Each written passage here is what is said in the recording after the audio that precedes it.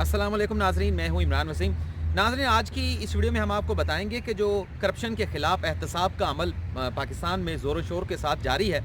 इस पर आवाम का जो एतमाद है वो क्यों कम होता जा रहा है। आज सुप्रीम कोर्ट में आशियाना स्कैंडल केस के जो मुलज़मान थे उनकी ज़मानत दरख्वास्तों के ऊपर समाअत थी, और जितने मुलज़मान थे उन सब की ज़मानतें जो हैं आज सुप्रीम कोर्ट से कन्फर्म हो गई हैं। या अगर नैब ने शहबाज शरीफ की, फवाद हसन फवाद की ज़मानत मनसूखी के लिए सुप्रीम कोर्ट से रजू किया था, तो आज नैब ने वो दरख्वास्तें जो हैं वो वापस ले ली हैं। ये तमाम आपको तफसीलात आज की इस वीडियो में बताएंगे। हमारे पास मुकम्मल नोट्स हैं आज की अदालती कार्रवाई के। 2 सेशन में ये समाअत हुई, और इसके अलावा सुप्रीम कोर्ट में जस्टिस काजी फ़ाइज़ ईसा के मुकदमे के हवाले से भी सुप्रीम कोर्ट में समाअत हुई है, उसका अहवाल भी बताएंगे। और साबिक़ सदर आसिफ अली ज़रदारी की जानिब से जो है एक ज़मानत की दरख्वास्त जो है वो इस्लामाबाद हाई कोर्ट में दायर कर दी गई है। मेडिकल ग्राउंड्स के ऊपर ये ज़मानत की दरख्वास्त दायर की गई है। ये भी तफसीलात आपको बताएंगे। और बशीर मेमन, जिन्होंने मुल्क से करप्शन के ख़ात्मे के लिए या करप्शन को मंजर आम पर लाने के हवाले से जो अहम किरदार अदा किया था, और वो भी आपको डिटेल जो है वो बताएंगे। हो सकता है कि हमें इस सारे मामले के ऊपर जो है वो दो वीडियो जो है बनाना पड़े। इसके अलावा मरियम नवाज़ जो हैं, नवाज़ शरीफ तो बैरून मुल्क जा चुके हैं, अब कहा यह जा रहा है कि मरियम नवाज़ भी जो है वो ज़मानत के लिए लाहौर हाई कोर्ट से रजू करेंगी, इस्लामाबाद हाई कोर्ट से भी रजू करें, इस्लामाबाद हाई कोर्ट से नहीं बल्कि लाहौर हाई कोर्ट से रजू करेंगी। वो मामला कहाँ तक पहुँचा है उसके हवाले से भी आपको तफसीलात बताएंगे। तो सबसे पहले जो आशियाना स्कैंडल के एक एक्यूज़ थे इम्तियाज़ हैदर, उसके हवाले से बताएंगे कि उन्होंने आज सुप्रीम कोर्ट में ज़मानत की दरख्वास्त जो है वो दायर कर रखी थी, और सुप्रीम कोर्ट ने उन्हें 10 लाख के मचलकों के एवज़ उनकी ज़मानत जो है वो मंजूर कर ली है। नैब के वकील पेश हुए, लेकिन आज ये भी आपको बता दूं कि इस मुकदमे में जो हमने नैब की जानिब से जो उनकी कारकर्दगी देखी है, जो प्रोग्रेस रिपोर्ट देखी है कि किस तरह से ये मुकदमा आज आशियाना स्कैंडल का मुलज़मान की ज़मानतों के ख़िलाफ़ नैब की जानिब से लड़ा गया, इसमें इंतहाई लापरवाही या गैर ज़िम्मेदारी जो है वो देखने के लिए मिली। जिस भी मुलज़म की ज़मानत हुई उसके बाद जो तफ्तीशी हमने देखा कि वो रोस्टम से जब वापस आया अपने डॉक्यूमेंट्स के पास या अपने बेंच के ऊपर या अपनी सीट के ऊपर, तो उसके चेहरे के ऊपर एक मानी खेज़ किस्म की जो है वो मुस्कुराहट थी। तो ये इम्तियाज़ हैदर थे, ये आशियाना स्कैंडल में जो है वो मुलज़म थे, प्रोजेक्ट कोऑर्डिनेटर था इनका ओहदा था। इन पर इल्ज़ाम था कि इन्होंने भी ये जो सारा मामला चला है आशियाना स्कैंडल में जो करप्शन हुई है, ये भी मुलज़मान की फ़हरिस्त में इन्हें शामिल जो है वो किया गया था। लेकिन अदालत की जानिब से जो कहा गया है कि एक तो ये नैब ने जो इस केस लड़ा है, इससे तो ये सामने आया है कि 85 गवाह जो हैं, 86 गवाह जो हैं इस मुकदमे में बना लिए गए हैं, और तकरीबन 1 साल 9 माह से ये शख्स जो है वो जेल के अंदर है। और अदालत ने कहा कि 30 रोज़ में जो कानून है नैब का, उसके मुताबिक जो है वो ट्रायल मुकम्मल करना होता है नैब के मुकदमे का। लेकिन अभी तक 86 गवाहों में से सिर्फ 9 गवाहों के एहतसाब अदालत में जो है वो सिर्फ बयान रिकॉर्ड हो चुका है। और इस सूरत हाल में, इन हालात के अंदर, एक ऐसा शख्स जिसके ऊपर सिर्फ इल्ज़ाम है, कोई रिकवरी उस पर नहीं हुई, और ये भी कोई इल्ज़ाम नहीं है कि उसे कोई माली फ़ायदा हुआ है, उसे किस तरह से जो है वो जेल में रखा जा सकता है। नैब की जानिब से कहा गया कि नैब का जो कानून है उसमें ज़मानत की कोई प्रोविज़न नहीं है, जिस पर अदालत ने कहा कि हमने हुकूमत को ये कहा था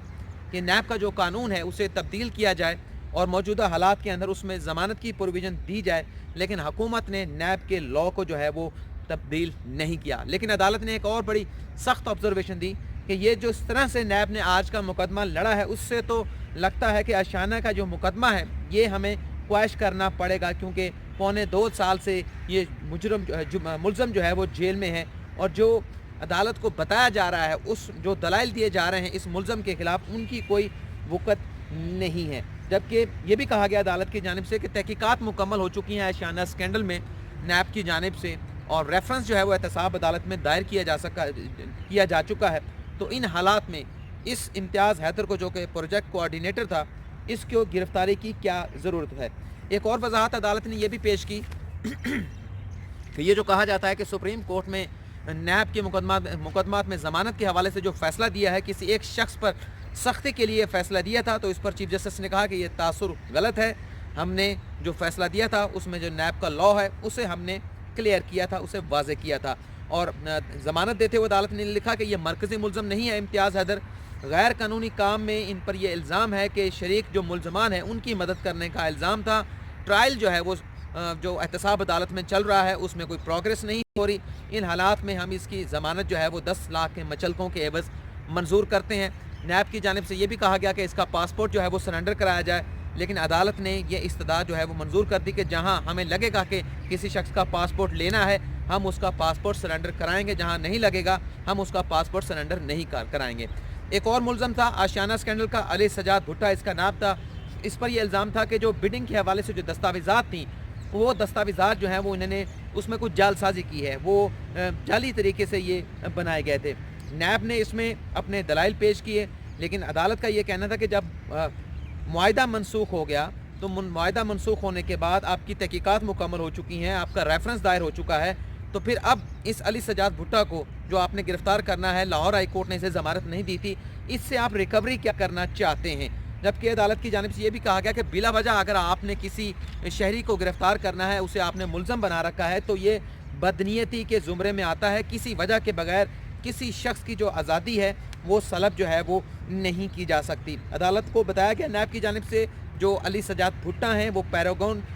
کی جو کمپنی ہے اس میں ایگزیکٹو ڈائریکٹر ہیں, جس پر عدالت نے بتایا کہ پیراگون کا مقدمہ ہمارے سامنے نہیں ہے, جس پر عدالت نے 10 لاکھ کے مچلقوں کے عوض اس علی سجاد بھٹا کی جو ضمانت تھی وہ کنفرم کر دی 10 لاکھ مچلقوں کے عوض. اس کے بعد بلال کدوائی کا مقدمہ تھا, یہ بھی کوآرڈینیٹر تھے, مقدمے تھے, سرکاری ملازم تھے, لیکن انہیں بھی سپریم کورٹ نے جو ہے وہ ضمانت پر رہا کر دیا. عدالت کو نیب کی جانب سے بتایا گیا کہ جو پرپوزل بنائی گئی تھی اشانہ اسکینڈل کے حوالے سے, اشانہ پروجیکٹ کے حوالے سے, وہ بلال کدوائی نے تیار کی تھی, جس پر عدالت نے کہا کہ یہ تو کوآرڈینیٹر تھا جس نے پروجیکٹ حاصل کرنے والی کمپنیز اور ایل ڈی اے کے ساتھ جو ہے وہ کوآرڈینیشن کرنی تھی تاکہ منصوبہ جو ہے وہ بر وقت مکمل ہو سکے, تو لہٰذا آپ اس کا کوئی رول جو ہے وہ اس میں واضح نہیں کر سکے اور یہ ثبوت بھی نہیں لا سکے کہ کوئی مالی فائدہ جو ہے وہ بلال کدوائی نے حاصل کیا ہے. تو اس کے بعد عدالت نے اس کی ضمانت بھی جو ہے وہ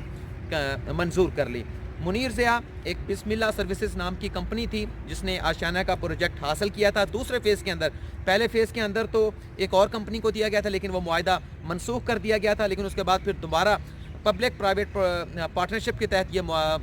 پروجیکٹ جو ہے وہ چلایا گیا اور اس میں ایک جے وی کمپنی جوائنٹ وینچر کیا تھا مختلف کمپنیوں کا, جس میں جو ہے وہ اسپارکو بھی تھی, جس میں بسم اللہ بھی تھی اور ایک آدھ کمپنی بھی شامل تھی, اور اس میں منیر ضیاء جو ہے وہ بسم اللہ سروسز سے ان کا تعلق تھا. لیکن عدالت نے آج ان کے وکیل نے بتایا منیر ضیاء نے کہ کوئی بھی مالی فائدہ نہیں لیا, سرکاری خزانے کو کسی ایک ٹکے کا نقصان نہیں ہوا, اور جو زمین دینی تھی حکومت پنجاب نے وہ زمین دی ہی نہیں گئی, تو فراڈ کہاں سے ہوا. اور عدالت نے بڑی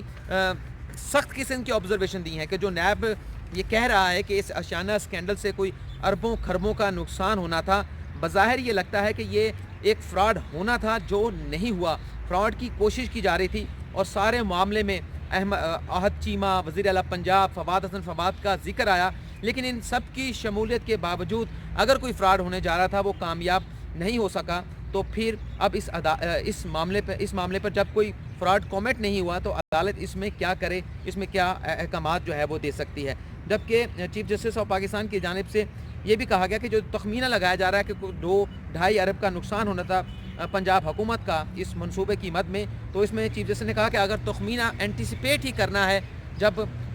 معاہدہ جو ہے وہ کمپنی کے ساتھ منسوخ کر دیا گیا تھا تو پھر اس میں یہ تخمینہ بھی شامل کر لیتے کہ جو سرکاری مشینری اس میں استعمال ہوئی, جو سرکاری جو اس میں کاغذ استعمال ہوئے, جو پین استعمال ہوئے, جو سیاہی استعمال ہوئی وہ بھی ضائع ہوئے, تو اسے بھی شامل کر لیا جائے. تو چیف جسٹس کا کہنا تھا کہ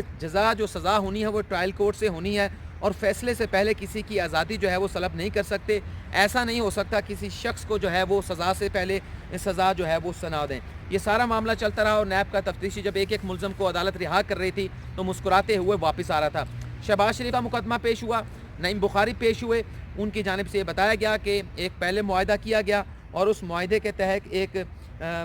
لطیف نامی کمپنی تھی اسے یہ کانٹریکٹ دیا گیا, لیکن پھر شہباز شریف نے اس معاملے کی انکوائری کرائی. یہ جو کانٹریکٹ دیا گیا تھا کمپنی کو, تو انکوائری کمیٹی نے یہ اپنی رپورٹ دی کہ یہ جو بڈنگ کا پروسیس تھا وہ تو ٹھیک تھا لیکن اس میں بے ضابطگیاں ہوئی ہیں, اور اس بنیاد کے اوپر یہ معاہدہ جو ہے وہ وزیر اعلیٰ شہباز شریف نے منسوخ کر دیا اور پھر اینٹی کرپشن کا جو ادارہ ہے پنجاب کا اسے اس معاملے کی تحقیقات کے لیے بھجوا دیا. اور نعیم بخاری نے یہ بھی بتایا کہ فواد حسن فواد کو جو ہے وہ 5 کروڑ 50 لاکھ روپے اس سارے معاملے میں جو ہے جو دوسری کمپنی تھی جو بیڈنگ میں دوسرے نمبر پر آئی تھی معاف کیجیے گا, اس نے فواد حسن فواد کو 5 کروڑ 50 لاکھ روپے رشوت دی. پھر عدالت نے یہ استفسار کیا کہ اگر جو کانٹریکٹ تھا وہ سب سے لوئسٹ آنے والی کمپنی کو دے دیا گیا تھا, پھر دوسرے نمبر پر آنے والی کمپنی نے 5 کروڑ 50 لاکھ روپے فواد حسن فواد کو کیا دیے, اس سے اس کمپنی کو کیا ملا, جس پر نعیم بخاری نے بتایا کہ اسے کمپنی کو کچھ دینے کا وعدہ کیا گیا تھا اور کامران کیانی کی جانب سے یہ 5 کروڑ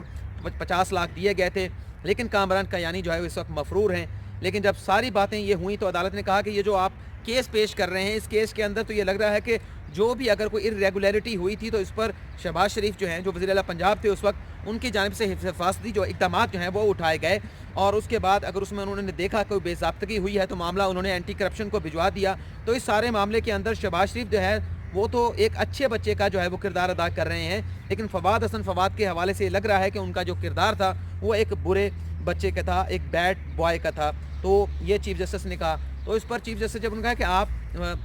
شہباز شریف کی ضمانت منسوخی کے لیے آئے ہیں تو پوائنٹ آؤٹ کریں کہ اس میں غلطی کیا ہے, جس پر پھر کہا گیا نیب کی جانب سے کہ ہم ضمانت منسوخی کے لیے تو ضرور آئے ہیں, لیکن اصل ہمارا معاملہ یہ ہے کہ جو لاہور ہائی کورٹ نے ضمانتیں فواد حسن فواد کو اور جو شہباز شریف کو دی ہیں اس میں کچھ ایسی آبزرویشن دے دی گئی ہیں جس کی وجہ سے ہمارا جو ریفرنس ہے اس کے اوپر سوال اٹھنا شروع ہو گئے ہیں, جس پر عدالت نے کہا کہ ٹھیک ہے آپ اپنی جو درخواستیں ہیں شہباز شریف کی ضمانت منسوخی کی, فواد حسن فواد کی ضمانت منسوخی کی, یہ آپ واپس لے لیں. اور اس واپس لینے کے ساتھ ساتھ ہم اپنے فیصلے میں یہ کہہ دیتے ہیں کہ جو بھی آبزرویشن دی گئی ہے لاہور ہائی کورٹ کے فیصلے میں وہ ٹینٹیٹیو نوعیت کی ہوگی یا بری نوعیت کی ہوگی, اس کا ریفرنس کی فیٹ کے اوپر یا ریفرنس کی جو قسمت ہے اس کے اوپر کوئی فرق نہیں پڑے گا. جس کے بعد نعیم بخاری صاحب نے جو کہ نیب کی جانب سے پیش ہوئے انہوں نے شہباز شریف کی ضمانت منسوخی کی اور فواد حسن فواد کی ضمانت منسوخی کی درخواستیں واپس لے لیں. لیکن فواد حسن فواد نے آمدن سے زیادہ اثاثوں کے مقدمے میں اپنی علیحدہ سے ضمانت کی درخواست دائر کی تھی. آپ کو معلوم ہے کہ لاہور ہائی کورٹ سے ضمانت ہونے کے باوجود بھی فواد حسن فواد جیل سے باہر نہیں آئے تھے, وہ ابھی تک جیل میں ہے کیونکہ ان پر نیب نے آمدن سے زائد اثاثوں کا مقدمہ بھی بنایا اور اس میں ہوش ربا قسم کے انکشافات آئے ہیں کہ جس میں چیف جسٹس نے کہا کہ ان کے اثاثے 1995 میں 26 لاکھ روپے کے تھے, لیکن 2013 میں 1 ارب روپے کی پراپرٹی خرید لی گئی اور اس پر جو ہے وہ تقریباً 2.85 ارب روپے اس پلازے کی تعمیر پر لاگت آنی تھی, اور مجموعی طور پر زمین کو ملا کر 3.85 ارب روپے میں یہ مکمل پلازا جو ہے وہ تیار ہونا تھا. تو آپ ہمیں اس کا جواب دے دیں پر یہ پیسے کہاں سے آیا, جبکہ ان کے 1995 میں جو اثاثے تھے وہ 25 لاکھ روپے کے تھے, جس پر ان کے وکیل نے کہا کہ یہ نئی گراؤنڈز ہیں جن پر ہم یہ بیل اپلیکیشن لے کر آئے ہیں, جس پر عدالت نے بھی کہا کہ یہ گراؤنڈز ہائی کورٹ میں بھی ڈسکس نہیں ہوئے تھے, تو لہٰذا مناسب یہ ہوگا آپ کے لیے کہ آپ آمدن سے زائد اثاثے کیس میں فواد حسن فواد کی جو ضمانت کے لیے آپ نے سپریم کورٹ سے رجوع کیا ہے وہ آپ واپس لے لیں. اگر آپ کو لگتا ہے کہ آپ کا ضمانت کا مقدمہ بنتا ہے تو لاہور ہائی کورٹ سے رجوع کریں. تو یہ تو ناظرین تھی آشیانہ اسکینڈل کیس میں جو آج کی کارروائی ہوئی. نیب کی کارکردگی, نیب کی جو پرفارمنس انتہائی ناقص دکھائی دی اور عدالت کو مطمئن نہ کر پائے, عدالت کے سوالات کا جواب نہ دے پائے, اور تقریباً تمام ملزمان کی ضمانتیں یا ہو گئیں یا ان کی ضمانتیں جو لاہور ہائی کورٹ سے ہوئی تھیں سپریم کورٹ نے ان فیصلوں کو برقرار رکھا. فواد حسن فواد نے ایک الگ مقدمے میں ضمانت کے لیے رجوع کیا تھا لیکن وہ کامیاب نہ ہو پائے. اب دوسری ویڈیو میں ہم آپ کو ڈیٹیل بتائیں گے جو آصف علی زرداری نے اسلام آباد ہائی کورٹ سے ضمانت کے لیے رجوع کیا ہے, مریم نواز کب ضمانت کے لیے رجوع کری ہیں, ضمانت ان کی ہو چکی ہے کہ ان کا پاسپورٹ کب انہیں واپس دیا جائے, اور اس کے علاوہ بھی کچھ ایسی ڈیٹیلز ہیں بشیر میمن کے حوالے سے کہ پاکستان میں کرپشن کو منظر عام پر لانے کے حوالے سے ان کی کیا خدمات تھیں, وہ بھی آپ کو ہم اپنی دوسری ویڈیو میں بتائیں گے. اور اس کے ساتھ ساتھ جسٹس قاضی فائز عیسیٰ کے مقدمے کا احوال بھی جو ہے وہ دوسری ویڈیو میں بتائیں گے.